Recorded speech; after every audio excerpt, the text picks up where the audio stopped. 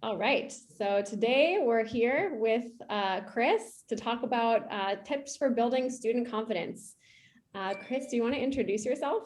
Well, sure, Lauren. Again, thanks again for having me. I can't wait to talk and share some ideas and some inspiration with all of you because I know as educators, that's what we're always looking for: inspiration and ideas. So I hope that today, more than anything, that's what you'll get out of this next bunch of time that we got together. And definitely keep sharing your questions because I love chats. I'm a teacher. I was teaching earlier today, and we're teaching remotely and hybrid, so virtual. So I love it. Interact in the chat box as much as possible, especially if you want to know some specific ideas or help or anything like that. But yeah, I'm a high school math teacher, more like 8th, 9th grade, 10th grade, kind of right around there. I've been doing it for 20 years, but I'm a STEM nerd, and I love just sharing great ideas and inspiration with educators so that they can find ways to add STEM for every kid, every classroom, every day. That's what STEM really needs to be about. Not just the gifted kids, not just kids, one spot or another spot, but every kid, every classroom, every day.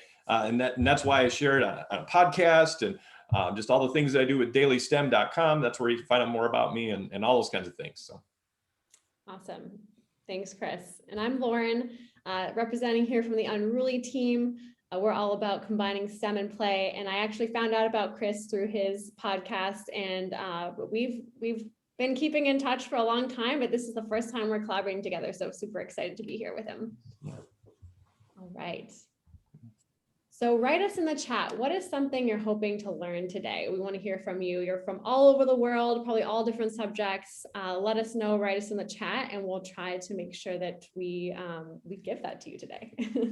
Yeah, because we're here because of all of you. We're here to try to give you, again, like I mentioned, some ideas and some inspiration. So especially if there's something you're really looking for, what are you hoping to learn? Maybe some of you are dealing with all different types of contexts for teaching right now. And so if we can give you some ideas that work in hybrid, if we can get you some ideas that work remotely and virtual, or we can give you some that are, face-to-face, but we got to stay safe. And or if you're just looking for ideas for the summer, if it's summer where, summer vacation is coming up in your area, whatever kind of things that we can do to help, that's what it's going to be all about today. So. Yep, absolutely. All right, well, we'll keep an eye on the chat.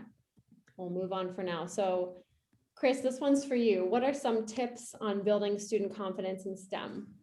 Yeah, so things that I've learned over the past number of years trying to integrate more STEM into my class. Now I'm a math teacher, so you may be saying to yourself, I'm not a math teacher, I'm not a science teacher, but we can still build that confidence. And there's so many things that kids can learn through adding STEM to our everyday classroom. Even if it's just a little bit, like a 5-minute video at the beginning of class, if it's, something in the middle, a quick challenge if you're an elementary teacher in the middle of the day just to break things up, or a practical application, like I said, like the Hindenburg, a terrible event in the 1930s, but that was also, something that helped propel travel through flight and things like that, and help pave the way for which changed the world. When you can get anywhere in the world quickly, again, or like technology today, it allows us to do all new things. So helping kids find confidence by real challenges that they can accomplish. So whatever age group you're working with, help them find things that inspire them. And that's really my number one tip. Whatever your kids are passionate about, that's what we should try to find for connections. Ask your kids, what are they interested in? What kind of jobs would they love to do someday? What kind of careers are they interested in? And honestly, if you ask most kids what a STEM career is, they're going to say scientist, math teacher, science teacher, doctor, because those are the things that they've heard of. Those are the typical types of careers, but they don't know that data scientists, and they don't know that people are working in cryptography to help protect transactions each and every day. So the more that they learn about some of those connections, whether it's a video that you find scrolling through social media and share with your kids, or whatever, that can inspire them. And if they've got things that they're interested in, if your kid loves horses, you want to find a way to connect STEM and horses. If your kid loves Rubik's cubes, then of course you want to figure out a way to connect that to what you're learning, and just help inspire them. Make a list, have them make a list of things that they're interested in. You should always have a spot on your wall it's like things we want to learn more about, for when those kids bring those things up. And really, again, that's part of that number two, take an elementary science fair mentality. That's when the kids take hold of that and they say, I want to learn about this. What can I make? What can I create? And having your cabinets in your classroom, virtual or home, or in person, having them open, having them visible so the kids can see those supplies, those things that they can make instead of just hidden behind, and use their willingness. They want to try new technology. If you give them a new app, they're going to figure it out faster than you. We know that. And some of those things can burst forth their confidence, because if you remind them that they're smarter about things than you, that's going to help them also be willing to try new things, and be that teacher. The student becomes the teacher, and that's such an important thing that we all want with our kids as well. Each one of these pictures that you see right there on the screen, all three of those things are things that my kids did in their own time. Things that they had finished their assignment, and because things were available and I had built that mindset in my classroom of trying, of just doing something, they were willing to just try something, and they had the confidence. Each one of those kids just all on their own, looking something up, trying something, and the more that we can do that, the better they're going to start to build some of that confidence in STEM, and then it's going to transfer to everything else they're doing too. I love that. One of the we call him Professor Dr. Splats. He's Amon Milner. He's the professor at Olin College for Computer Science, and he talks about making STEM sticky. And one of the main traits is that students want to continue doing it after school hours. So making STEM fun and sticky, this is clearly an example of students who are excited by it and want to do it after class. So that's great. Yeah, and Christine, and here's three more examples too. You got that sharing materials issue, and we're all dealing with that. Like how do I get kids to build and create? Whether we're virtual, or whether we're in person, but we got to make sure that until they can tell us that it's okay for you to be sharing supplies and things like that, we just got to find ways to be creative. And so maybe that's when if they're virtual, every kid should be. You should challenge your kids to find all the cool things that they could build within their house and create their own STEM box. Put in some pipe cleaners, one kid's got blocks, one kid's got aluminum foil, some wires, some leftover, those twisty ties that go on your, bread bags. Just get them to toss all those things in. And when it's time to create and make and build, they've all got supplies right there ready. And you could even have them do that on their own and bring it into the classroom too. Now they've each got some of their own supplies that they can work with. And, granted, every kid's going to have different supplies, but that's kind of how the world works. Everybody's got different talents and skills and things that they bring to the table. That's that collaboration and brainstorming mentality as well. So, just thinking through that, and I get it, in the classroom, you got to find ways to, disinfect those scissors in between, or maybe some of the kids are building with scissors and some of the kids have to just tear the paper and tear the cardboard and use paper and cardboard. Like that third picture there, I challenged my kids to make shoes out of paper and cardboard. And they loved it because it was a great fun challenge, but it was, for me, a terrific connection of surface area and volume, and getting kids to really visualize things, how things go together, as opposed to just the fake surface area and volume and rectangle and prism questions that they always get. These are real, unique types of things. And even that picture in the middle, that's just my daughter learning to change a battery in the vehicle. And I stood with her, I held the flashlight, and I told her all the steps to do, but she did it. And I tell you what, that one situation gave her the confidence to not be afraid if, like the battery goes dead again. And just those little things like that we can do for kids really makes a big difference. Again, building that confidence, and sometimes just with the simplest things by giving them the opportunity to try. Love that hands-on learning. And what's the first photo? Oh, first. Okay. So the first one day, one of my students comes to me and he's like, Mr. Woods, I'm at basketball practice. This is a high school kid. He's like, I'm at basketball practice, and the guys don't believe me that that thing that you showed us, that 1/3 plus 2/3 equals 3/3, that 0.999 repeating equals 1. How do I explain it better? Because they just don't believe me, because I had explained it one day in class, and he caught on to that. He thought that was neat. And so he had me explain it for him. I wrote it down, and then he went back to his teammates at basketball practice to convince them. Now, why did it come up? I don't know, but it sure was fun. and it gave him something to be proud of. And, you know, as much as hitting all the 3-pointers that he makes too, because he's a great basketball player too. I love that. And that just goes back to students becoming the teachers too. Yeah. Yeah. Awesome. And what are some of your favorite hands-on STEM activities that are sort of examples of?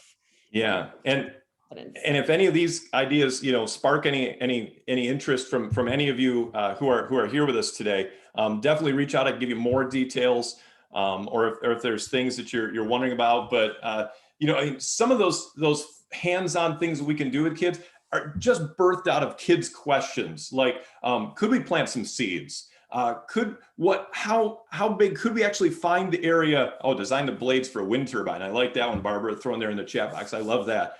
And oh, I saw one the other day. Somebody even took cutting a like a toilet paper tube and paper towel tube and having like vertical blades for that rotational spinning, you know, the vertical as opposed to the big wide blades.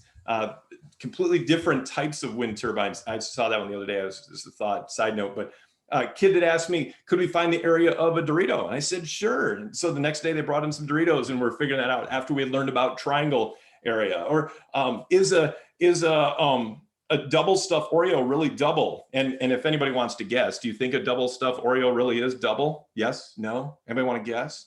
But I just brought in a bunch of Oreos one day and Emily says no.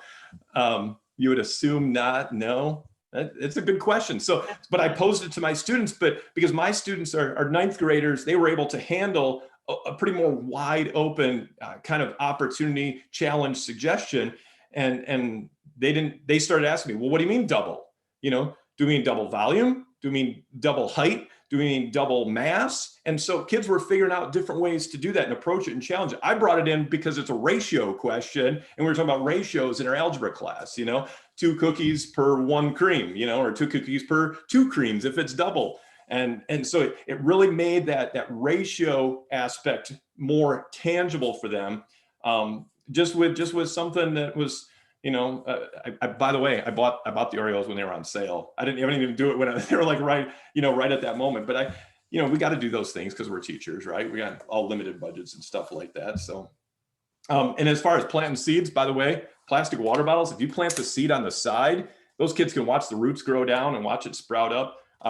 Plus, it's a great way to repurpose that water bottle before you reuse it. And these are pretty ubiquitous. You can find those anywhere. But the best part is, again, you can see those roots growing down, and that's great. By the way, the answer is I'm not telling you if the Oreo double stuff are double. You have to try that with your own kids. So sorry, Amy and Rebecca and Emily, I'm not telling. So designing a travel coffee mug sounds like a cool idea too. I like that. A custom one too. Yeah. Now thinking through, so this year, so my students have been virtual for like half the year. And then since mid-January, we started going hybrid. So I have like a few kids in classroom and most of them at home. My students had never until this year, most of them had never even heard of a 3D printer. It's a brand new school I'm teaching at in a new area. So I asked my kids one day, but yeah, Tinkercad in geometry. And actually it is my geometry class. And so it's just been a process of, hey, try making something. Hey, try creating anything. Try putting your name on something. And then it just kind of went from there. But the best part now is they've all got this basic knowledge of how to use Tinkercad. And if you don't know what Tinkercad is, you can get a free account. It's easy, tinkercad.com. And you can even set up classes where you can actually see then everything that the kids create. And basically they just drag shapes in, and then you can export them and 3D print them if you want, or if you have access to that or not. I mean, my students had never seen a 3D printer, like I said, so I ordered the $230 one off of Amazon. If anybody wants to know what, that's a Creality Ender 3 Pro. And I just got started. I tried it. I had never actually, set one up, but, figured it out. And the kids loved it. And they've been printing right now all these name tags for the teachers' office. We didn't have all the names on the mailboxes because it's brand new school. So each kid is designing a different one.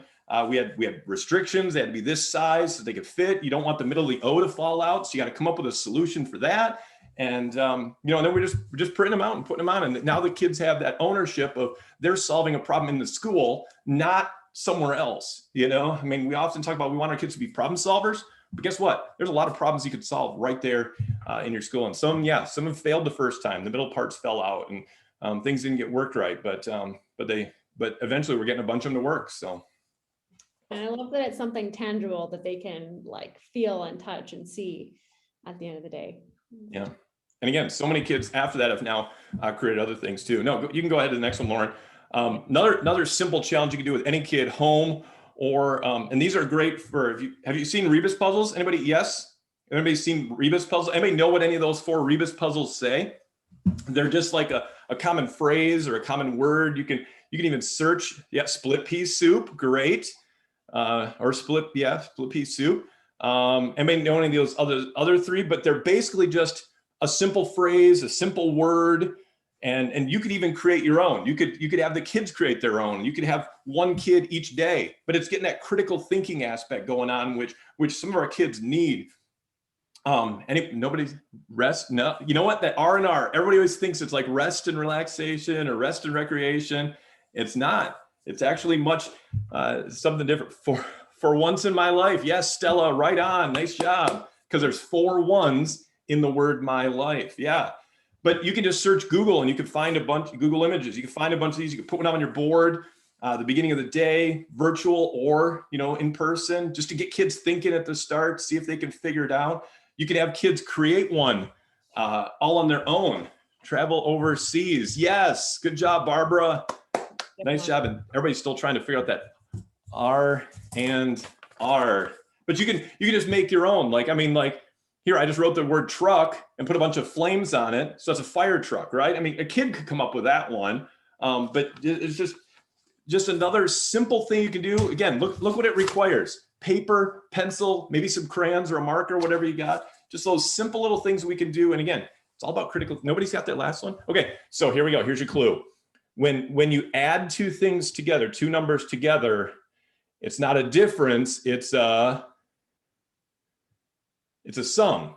Okay. So this is also a great review one for any math teachers or math classrooms. There's sum, difference, no, not repetition. So there's sum, difference, products, and quotient. Those are the answers to add, subtract, multiply, and divide.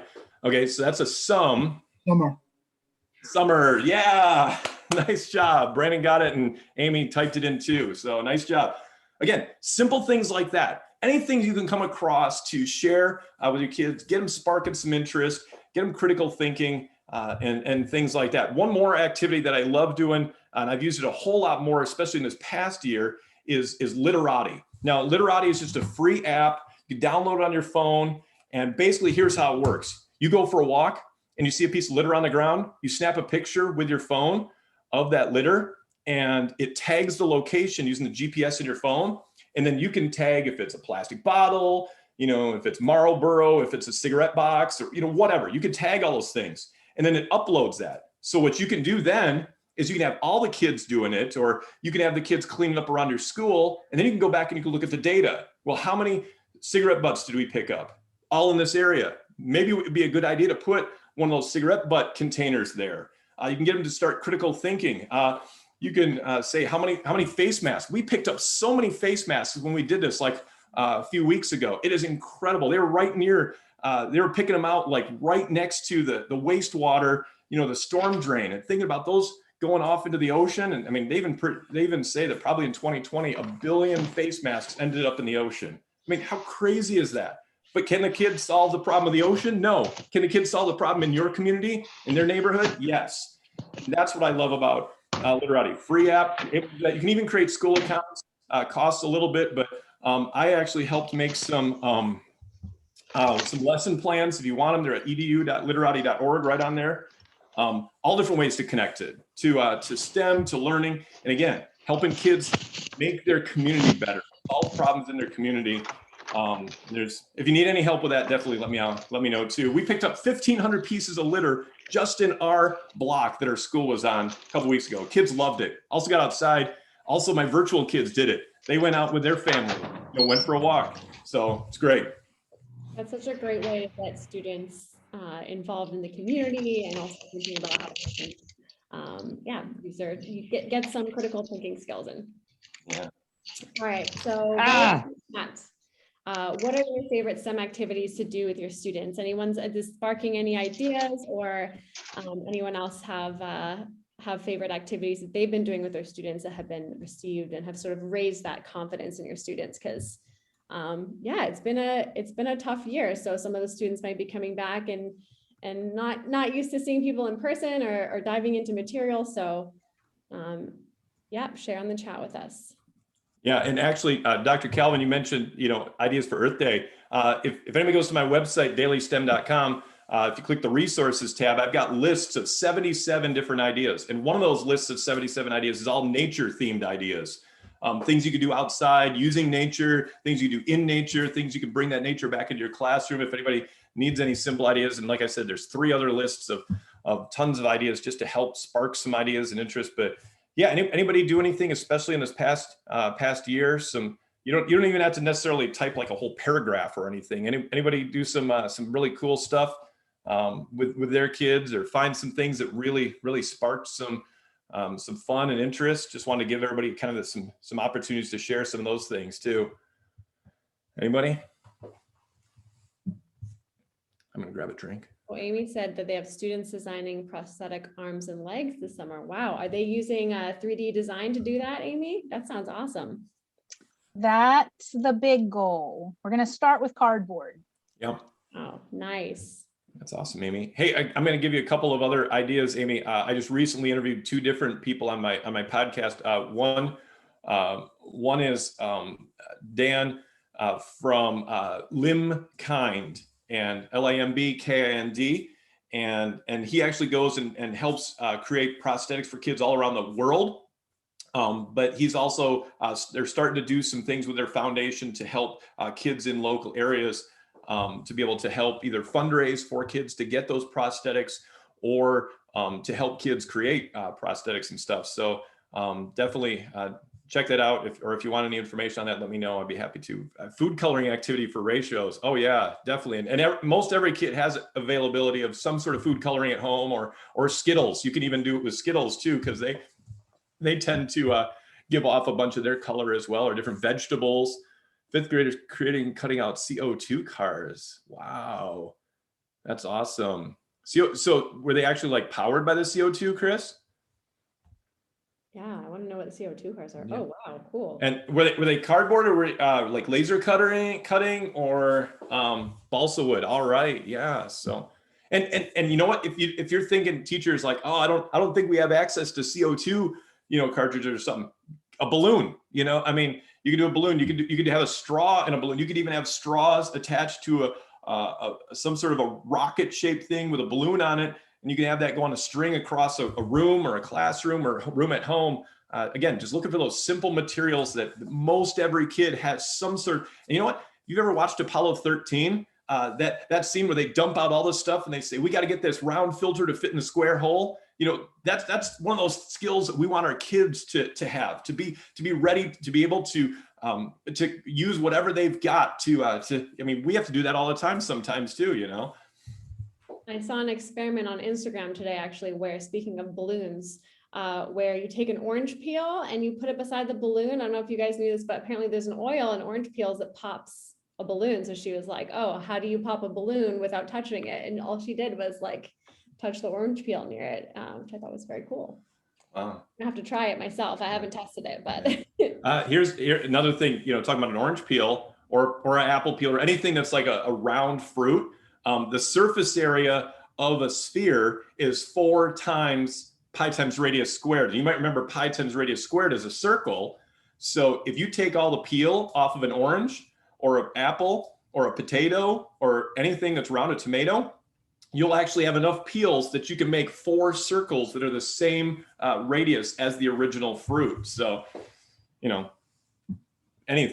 there's all sorts of things like that, whether you find them on your social media, or whether you just ask around. I mean, again, that's that collaboration piece too, because we got to build confidence as educators as well, to try some STEM things Sometimes we're STEM is rockets and robots, and I can't do any of that because I don't have a degree in rocket science. Well, I don't either. It's all about just let's try things. Let's just and if we come across something that we're not sure of, let's get the kids to do it. Let's get the kids to jump in and see what they can do. Because we might just have to modify some of those activities to meet those different student needs. All right, we'll keep the ideas coming in the chat. Yeah. Barbara says a wind-powered device. Oh, that sounds fun. Yeah. So many things.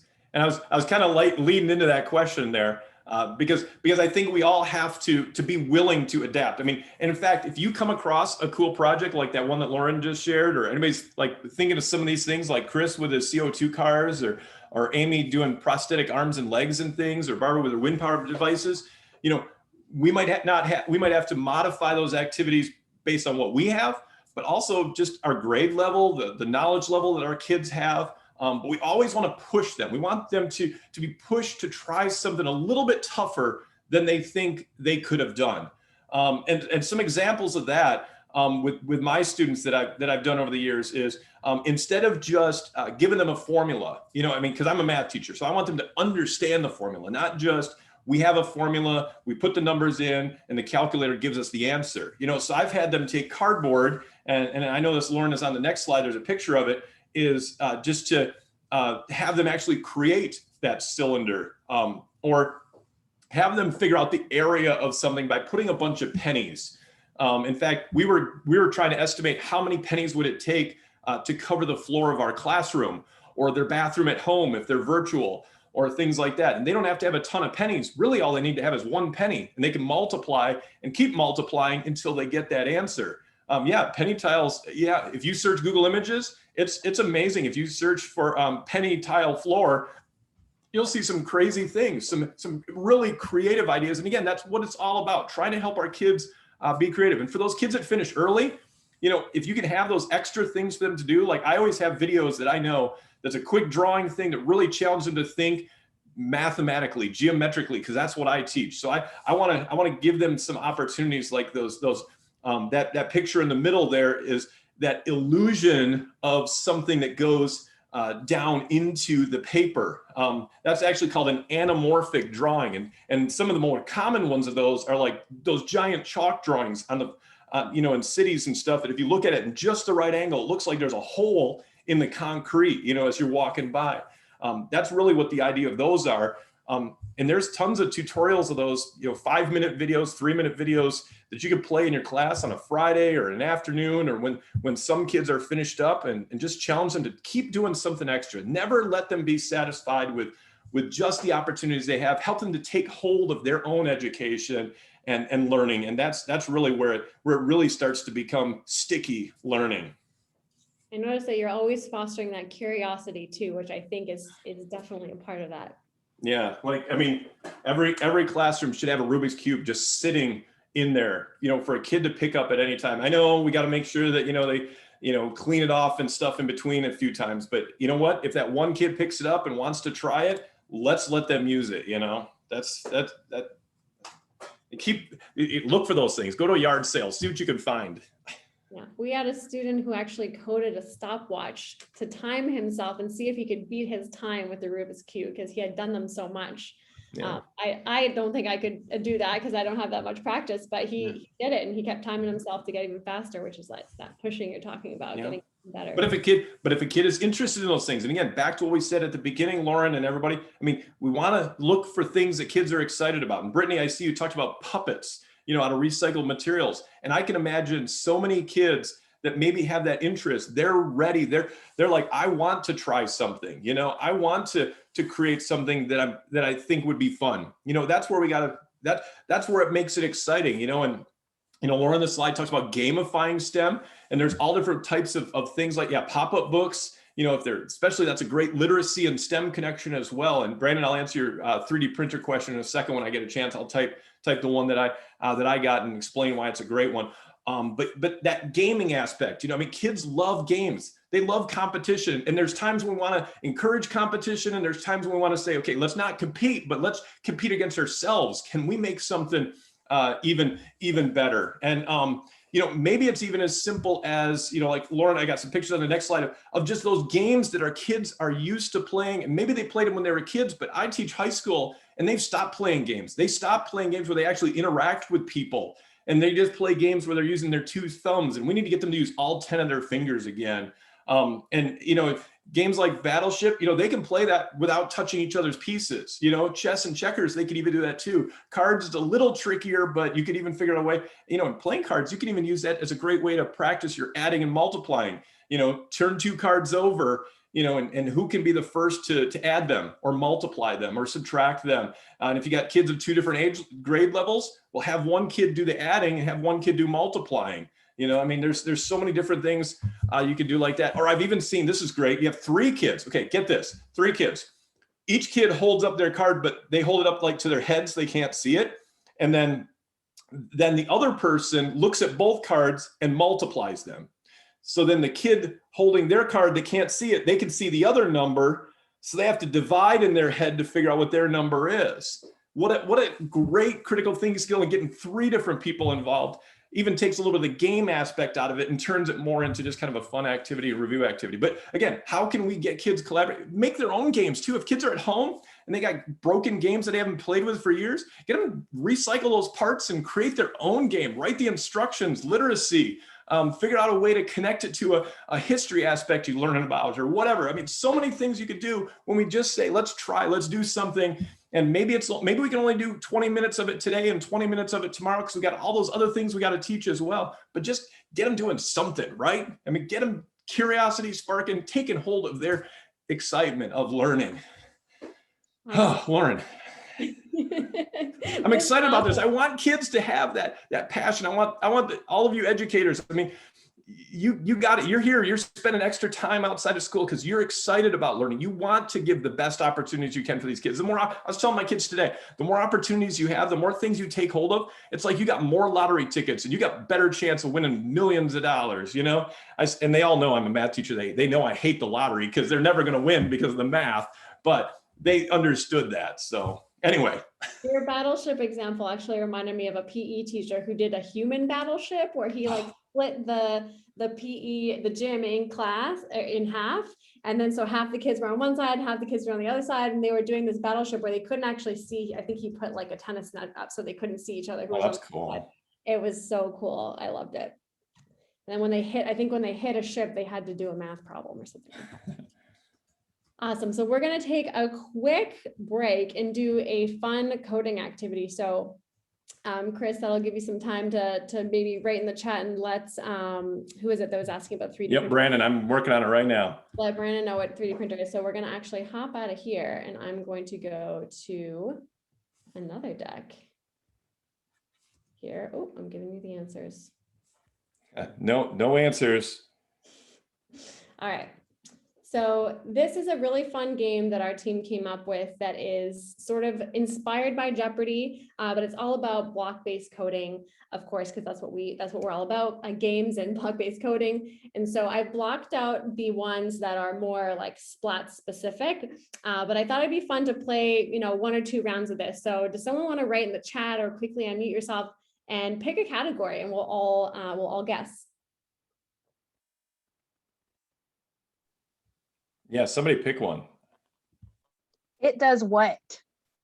For how much money? 600. 600. I like it. Going for right in the middle. All right. So let's see. What does this code do? There's only one true answer. So we've got when program starts, set the cat sounds to 5. When splat 1 is pressed, change cat sounds by 1. And when splat 2 is pressed, set the cat sounds to 12, and then set splat 1 score to cat sounds. So which one is true? A, B, C, or D? Write us in the chat. Yeah, Emily, I think you've been to some of our webinars before, so you might have seen this question. But this is one of my favorite games to play in a big group. And this is a great elimination game too. We can kind of eliminate which one is right and which one is wrong. So everybody's supposed to put their answer in the chat box then? Yep. All right. Everybody should be thinking. What you could do if you were in a class is you could create a poll. Actually, let me see. Can I create a poll? Let's see if I can create a poll. Next time I think we can only do that for webinars. I'll have to figure that out for next time. But usually if I was doing a webinar, we would create a poll question so that people can't cheat off each other, but we don't mind because we're all friends in the room. So, all right, we've got some D's and some C's.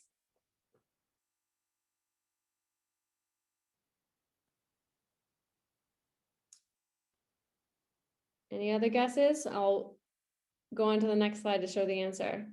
Quick guesses. All right, I'm going to show you the answer. It is C. When Splat 2 is pressed, the score for Splat 1 is set to 12. So because cat sounds is set to 12, so this is a great example of the use of variables. So variables are basically just our labels. They're whatever we want them to be, and we can plug and play them wherever they are. So when Splat 2 is pressed, we've set the variable cat sounds to 12, so that when we press Splat 2, it sets the score to 12. Meow, yes. Nice, Barbara. Any questions about why it's not? We had a couple of people say D. Well, that kind of makes sense. It does technically make cat sounds. Actually, there is no cat sounds in this one. If it was going to make cat sounds, it would say sound, set Splat sound to cat sound. So we actually do have that functionality, but that's not in this program. Good guess, though. All right, shall we play one more? Play have another guess. Someone want to unmute themselves or write me in the chat. Either or. Pick one more category. Lauren, vocabulary. Vocabulary. And for how much? 800. 800. All right, I like it. Okay, I might have just given you a hint too. Which statement about variables is false? For $800. A variable can be used by multiple times in a single program. A variable can change as a program runs. A variable can only be a number bigger than 14, or a variable can be named cats flying upside down around the bed.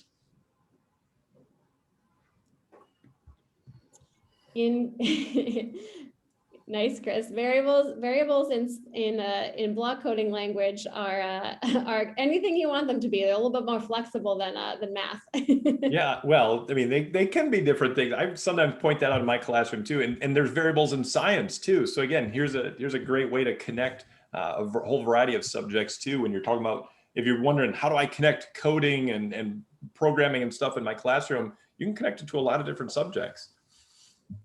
Definitely. I was actually reading a paper about how math and science teachers need to collaborate more because sometimes there's conflicting terms that mean different things in the different subjects. So that can be confusing. All right, so we got some answers coming in. Got some A's, some C's. All right, some C's. Yeah, I think we are correct. C.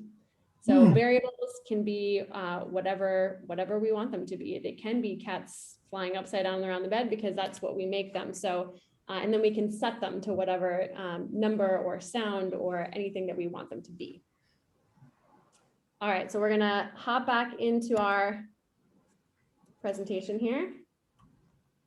Fun. And again, kids love, game. They love competition. Is, whenever we can create something like that, whether it's high tech and fancy like you've got, Lauren, or anything, I mean, whatever we can do to help kids. So.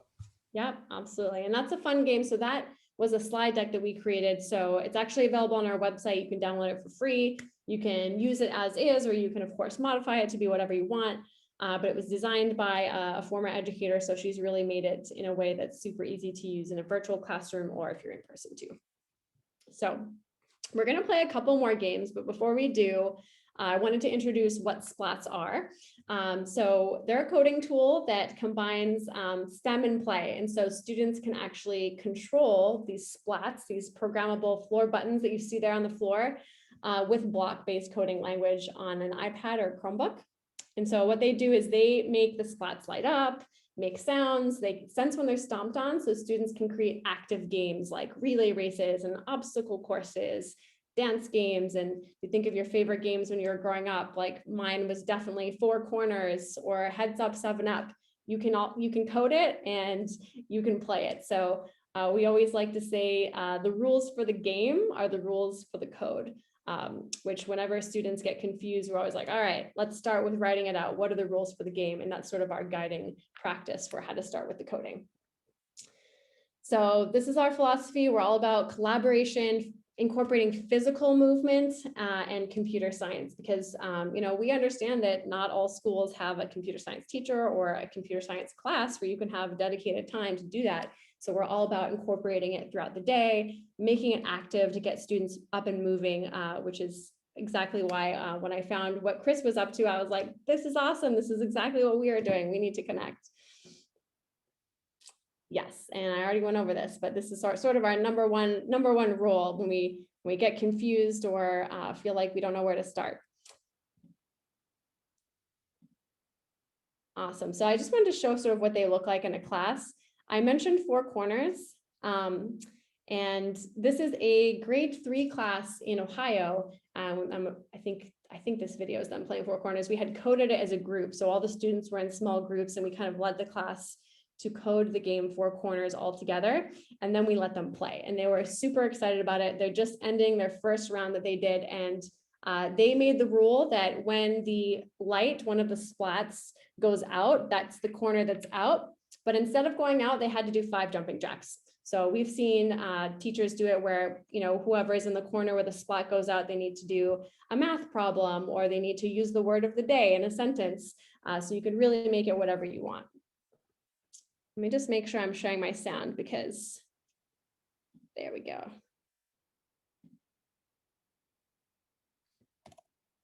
Oh. All right, go back.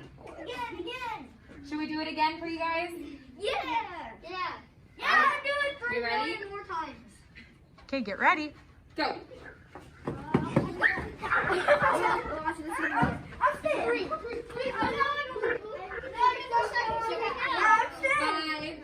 4, 3, 2, 1. Which one went up? 5 jumping jacks. Right. So those students, that was, I believe, their first time coding ever. And I don't know if you saw, we were actually virtually on the screen helping to lead that class. So that was our first ever virtual class that we led, which was a ton of fun and actually went really well. All right. So this is kind of what our coding program looks like on our web app. It works on iPads and Chromebooks. And we'll dive in a little bit because we're going to play some games in a little second. So I'm going to stop sharing my screen because I want you all, everyone knows the game, Would You Rather? So for example, one of my favorite ones that a student came up with was, would you rather be able to speak every language in the world or be able to talk to animals? So I would like you all to come up with some would you rather questions in the chat, and I'm going to use a couple of those for a game that we're about to play. So I'm going to stop sharing my screen because I'm going to enter them in behind our little doors, and then we can use that for our game, and you'll see in a second. Yes, every language in the world like C3PO, exactly. Especially since, yesterday was, or the other day was May the 4th. By the way, any educators do anything like with their kids for May the 4th be with you, all the nerdy holiday? Anybody? Let's throw that in the chat. I have a bunch of students that had never seen Star Wars and weren't really keen on it. So I had some ideas and they weren't interested. So we didn't do it. Again, adapt and listen to your kids and what they're interested in. So. Sorry, any ideas? Would you rather? We had one that I think I might keep here. Would you rather have popcorn kernels in your teeth forever or Cheeto dust on your hands forever? That's a good one. So I'll give you a couple more, maybe one more minute. And then I also have some ones here that are already done, but I would love to use yours. So if anyone has any ideas, there's no wrong answers. They're all, the sillier, the better. So we should type them in the chat box if we've got one, or say them out loud, either one? Either one. All right, come on, you're all creative people. What are you going to come up with? Give us a would you rather. What's a good would you rather? Anybody?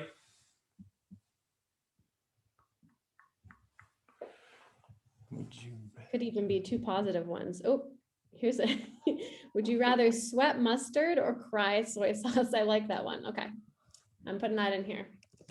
Brandon, virtual or in place? I assume you mean like, would you rather do virtual school or in real life school? I'm guessing that's what you mean. Yeah. Yeah. Okay. That's definitely one we've focused a lot on over the last year. So, cake or pie? Can we pick both, Barbara? All right, so any other ones? Well, we got a lot. So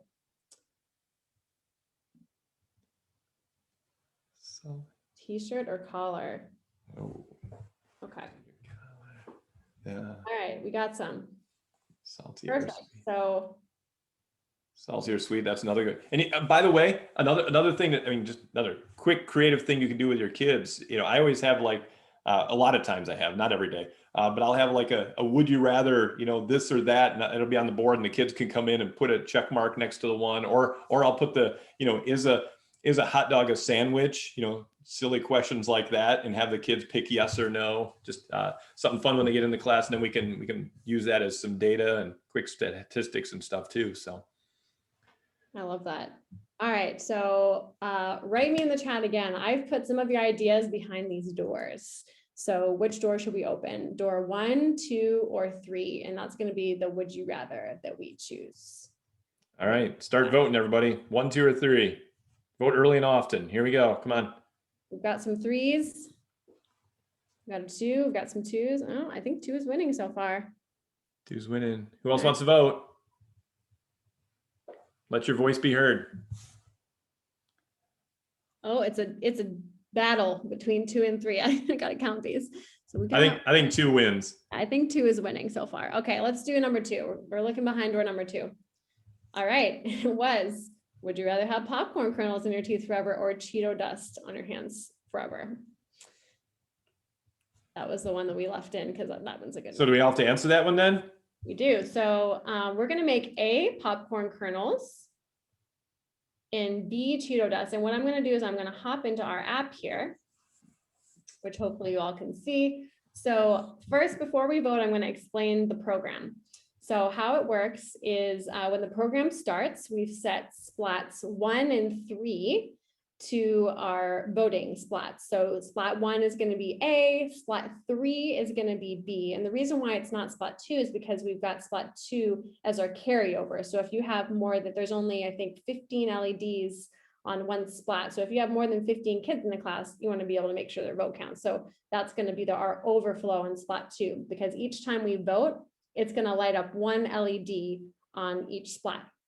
But it's not actually going to show us the totals until we hit splat 5. So if we were doing this virtually, I would definitely recommend doing a poll so that it's kept a secret, so nobody actually gets to see how many votes there are until the end. So let's see how it works. So I'm going to press run. Awesome. So now we can see splats 1 and 3 are our voting splats. So let's make splat 1 is our popcorn kernels and splat 3 is our Cheeto dust. So A and B. So write me in the chat A or B, or write popcorn or Cheeto dust too. That works. Popcorn is A, Cheeto dust is B. All right, so I'm going to start to tally. So we've got a B, and it's going to make a pop sound too. We've got another B, another B. We got an A, a B from Barbara, a B from Josh. I was going to say that popping almost sounds like popcorn. So It does. A B from Brandon, B from Brittany, B from Christine, an A from Amy. Oh no, Amy said B too. A from Emily, B, and B. All right, I think we've got our winner. Anybody else want to cast a vote? I'm sure there's a lot of people thinking I would rather neither. There's no option for neither. I know, but both of those are bad. Awesome. So we've got 12 to 2. That was a clear winner. So you can see this code looks kind of scary, but it is actually a really simple when you break it down, just voting game. So you could take all of the fancy stuff out of this game and just make a super simple voting game where students have to work together. That's those sort of social emotional skills. You could put them in teams and then figure out a would you rather question together to bring to the group and then play it as a class. And so, yeah, we have this version. You can actually, it's part of a lesson plan that you can download from our website, but you can make it super simple and just include lights and sounds and scoring. So you don't have to do the fancy lighting up the LEDs, but that was just something that we did. All right. So one more game I wanted to show was something called Lucky Splats. We can play a quick round, but basically this is inspired by our colleague who grew up in Vietnam and would play this sort of almost like dice rolling game when she was a kid during New Year's.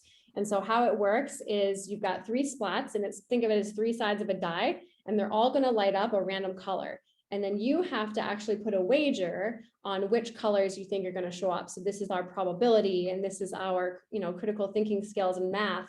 So I'm going to actually pop out here and show you the activity. So there's 5 rounds, and each student would make their own copy of this spreadsheet, and they would start out with 8 coins. And so the formulas are actually already in the spreadsheet to do the math for you, but I want folks to actually tell me, write me in the chat, how much should I bet? So I'm going to actually delete these because so I have 8 splat bucks. How much should I bet on each color? And then we're going to see what happens. And we can bring however much money we have left to the next round. So we have 8 coins. I want to put, purple's my favorite color, so I'm going to put 2 on purple. Chris, what should we wager? 2. On which color? Green. Green, all right. Does anybody else want to add to the wager? We don't have to use the entire $8, of course. I know, Chris, you mentioned lottery and gambling. We don't necessarily have to spend all of the splat bucks that we have, but we can if we want to. Yeah. 2 red, all right. Anybody else? We got 2 more. We're gonna go big, spend it all. All right, let's keep $2 for the next round just in case we lose it all. So I'm gonna hop into our app here, and I'm actually gonna load a different project, which is our Lucky Splats. So this is what it looks like, and it's really just, again, pretty simple. This is our function for the color filter, which adds a bunch of colors and randomization, but it's really just gonna light 3 spots of random color. So it's pretty simple. So we're gonna start it. All right, we've got 1 green, 1 blue, and I believe that's cyan. So we would go into our, we would go 1 green, 1 blue, 1 cyan. And how much do we have left at the end? We have 6 because we had 2 before and we had bet 2 on here. And so we're ending with 6. And we bring that over to the next round and we start off with 6. And so students could play this game together and see who has the most splat bucks at the end. Or you could change it up and actually help them come up with the formulas together to figure out what the math would be and how much they would have at the end. So this is a fun game that we just did for Lunar New Year. That it's probably one of my favorites. All right, so I know we don't have too much time left and I want to be mindful of everyone's time tonight, but a quick reminder, actually, we're doing a Twitter contest right now for Teacher Appreciation Week. It's Teacher Appreciation Week. It should be all year because you guys are awesome. Every week is, yeah. Exactly, every week should be Teacher Appreciation Week, but we're giving away a $100 self-care package because you guys deserve it. All you have to do is go to our Twitter and comment on the pinned tweet and tag either yourself or another educator that you think deserves the self-care package and just a quick sentence as to why. So Great. I gotta go do that. I didn't see that already. I better go do that. Yeah, you definitely should. We've had a ton of people enter and it's going to be a lot of fun. We're going to make it good. Awesome. So does anybody have any questions for myself? Well, Chris, thank you so much for joining us tonight. This was a ton of fun, Chris. I know I learned a lot and I'm sure everybody else did too. It's always inspiring to see your passion and just energy around like helping kids learn STEM. I think it's amazing. Yeah, again, I mean, if somebody's got a question right now, either chat box or wants to unmute and ask a question. Yeah, I mean, but if anybody comes up with other questions, I mean, you can always connect to me at dailystem.com. I got plenty of resources there, and I try to do as much as I can, free stuff to help educators, because we're all better together. So if you ever come up with a question in the future, just let me know, or a question right now. I mean, I can stick around in this. I know some people are probably gonna have to leave, but we don't have to end it right now, but. Yep, absolutely. I know I can stick around for a couple more minutes, but I know it's 6 o'clock Eastern time. So if you have to hop off, totally understand. Thank you everybody so much for joining us tonight. This was a lot of fun. Yeah. Again, if anybody wants to stick around or ask a question, definitely always happy to help. So do you want to go to that next slide, Lauren, so that people have that information if they need it? Yeah, absolutely. Of course, go to unrulysplats.com, find out more about the great stuff that you can do there and get your kids going. And if you don't have to be that expert at the beginning, get your kids to figure it out, and you can download some and practice. Somebody, when they're asking about the 3D printer earlier, some of the first things we did with the 3D printer, we went to thingiverse.com, which are already pre-made ideas, pre-made things, and we just downloaded them and tried them and printed them, and that gave the kids just that spark of confidence that they needed to then start trying to make some of their own things. And it's trial and error, and these kids, they learn a lot from doing that. So absolutely. It's similar with Splats too. We have pre-built games in our app. So we work with a lot of teachers who have never done coding before. And we always say start out with modifying existing games, just like in Thingiverse when you're starting out with something pre-built, super easy. Awesome. And Chris, I got to do a plug for your podcast, the STEM Everyday podcast. Check him out. He's also on Twitter, Daily STEM. And just happy to help. That's what this is all about. Try to help each other out. I wrote that when you said about the, you download a thing and then you kind of modify it a little bit. Somebody told me once, you copy a project, you change the project, and then you create your own project. And that's really what so many of us do as educators each and every day. Try that first project, just copy somebody else's and do it with your kids, and just start that process of making it better and making it fit your kids, so that every kid, every classroom, every day can do something amazing. Yep, absolutely. I mean,